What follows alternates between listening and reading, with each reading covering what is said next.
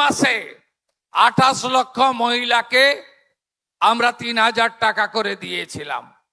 পরের মাসে 1,19,00,000 মহিলাকে আমরা 3000 টাকা করে দিয়েছিলাম।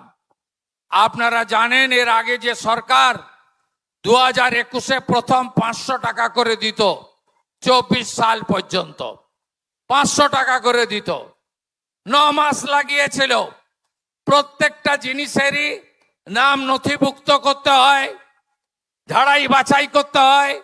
আগের সরকারের আমলে পুরুষরাও লক্ষ্মীর ভান্ডার পেত, মৃত লোকেরাও পেত।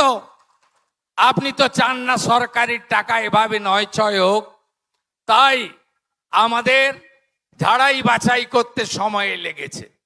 আজকে শুনলে খুশি হবেন, 1,45,00,000 মহিলার অ্যাকাউন্টে আজকে আমরা জুলাই মাসের তাদের যে টাকা আমরা 3,000 করে টাকা ঢুকিয়ে দিয়েছি।